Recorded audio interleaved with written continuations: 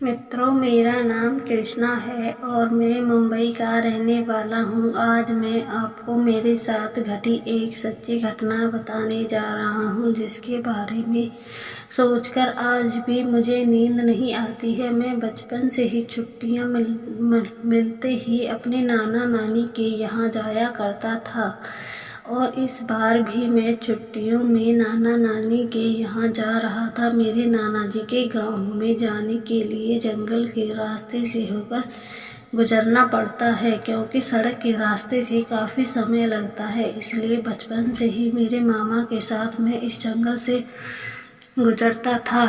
ये पहला मौका था जब मेरे साथ कोई नहीं था और मैं अपनी बाइक से उस कच्चे रास्ते से गुजर रहा था। उस दिन छुट्टियां पड़ने की खुशी में सारे दिन मैं दोस्तों के साथ घूमता था, जिसके कारण शाम को मुझे काफ़ी देर हो गई थी। एक बार मैंने सोचा कि रात हो चुकी है, सुबह चला जाऊंगा, लेकिन नाना जी के यहाँ दूध घी के बारे में याद करते हुए मैं रात 8 बजे ही घर से निकल गया। मैं खुशी खुशी रास्ते में अकेला गुनगुनाते हुए जा रहा था। वो जंगल एकदम सुनसान था और रात को उस रास्ते से कोई नहीं गुजरता था, लेकिन गांव पहुंचने की जल्दबाजी के कारण मुझे इन बातों से कोई मतलब नहीं था। जब मैं जंगल के बीच में पहुंचा तब अचानक मुझे टॉर्च जैसी रोशनी दिखाई दी। मैंने सोचा, इतनी रात को इस घने जंगल में कौन घूम रहा होगा। मैं जैसे जैसे आगे बढ़ रहा था उसकी रोशनी बढ़ती जा रही थी। तभी मुझे धोती कुर्ता पहने हुए एक आदमी नजर आया, जो गाड़ी को रोकने के लिए हाथ का इशारा कर रहा था। मैंने पहले तो गाड़ी नहीं रोकने की सोची, क्योंकि मैं सोच रहा था कि कोई चोर लुटेरा होगा, लेकिन जब फिर मैंने सोचा शायद कोई जंगल में भटक गया होगा, इसलिए गाड़ी रोक दी। मैंने उससे पूछा, कहाँ जाना है। वो आदमी बोला तो कुछ नहीं, बल्कि उंगली से मेरे नाना जी की गांव की तरफ इशारा कर दिया। मैंने कहा, ठीक है, बैठ जाओ, मैं भी उधर ही जा रहा हूँ। वो मेरे बाइक के पीछे बैठ गया और मैंने बाइक शुरू कर दी। थोड़ी देर बाद चलने के बाद अचानक मेरे बाइक की स्पीड कम हो गई। मैं जोर से रेस दे रहा था, फिर वही बाइक 20 की स्पीड से ज़्यादा नहीं चल रही थी। मैंने सोचा कि अगर ऐसा बाइक चली तो गांव पहुंचते तो आधी रात हो जाएगी और इस जंगल में कोई मैकेनिक भी कहाँ मिलेगा।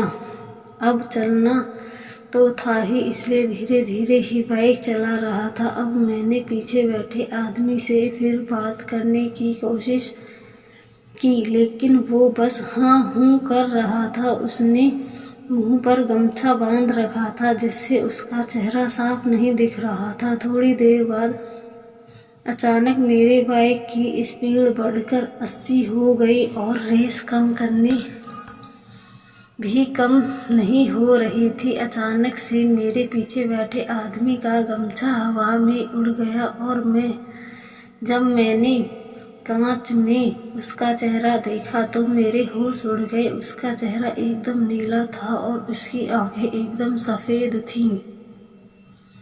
कांच में देखते ही मेरा पूरा शरीर कांपने लग गया और बाइक से मेरा संतुलन गड़बड़ा गया, जिससे मेरी बाइक नीचे गिर गई और मैं दूर तक घिसटता चला गया। मेरे पैरों में चोट आई थी, लेकिन मैंने चोट की परवाह किए बिना भागना शुरू कर दिया। मुझे थोड़ी दूर पर ही गांव की रोशनी नजर आ रही थी। मैंने भागते हुए जब पीछे देखा तो लौटता हुआ मेरे पीछे आ रहा था और भयंकर धूल उड़ रही थी, जिससे मुझे साफ दिखाई नहीं दे रहा था, फिर भी मैं भाग रहा था।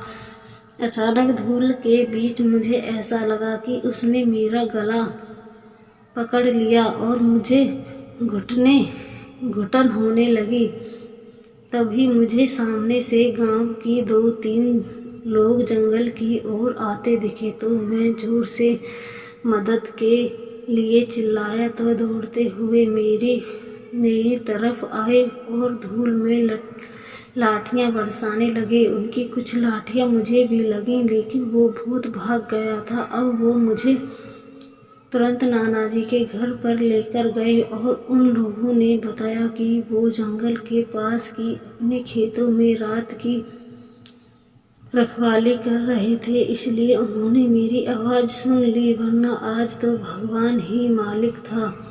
मैंने उन लोगों से और नानाजी से उस गमछे वाले आदमी के बारे में पूछा तो उन्होंने बताया कि कई साल पहले सूखा पड़ने पर जब एक किसान की फसल बर्बाद हो गई और भारी कर्जे में डूब गया, इस वजह से उसने जंगल में जाकर अपने गमछे से फांसी लगाकर आत्महत्या कर ली थी। तब से रात को कोई भी इस रास्ते से अकेले नहीं गुजरता, क्योंकि यहाँ पर अकेले गुजरने वाले लोगों को खुद की तरफ पेड़ पर फांसी से लटकाकर मार डालता है और 2-3 लोगों तो मौत की घाट उतर चुके हैं।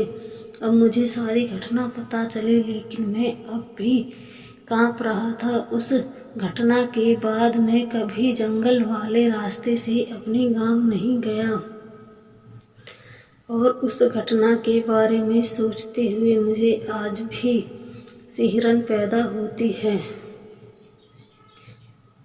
अगर आपको यह कहानी पसंद आई हो तो हमारे चैनल को सब्सक्राइब करें और लाइक, शेयर, कमेंट करना ना भूलें। Thanks for watching my video.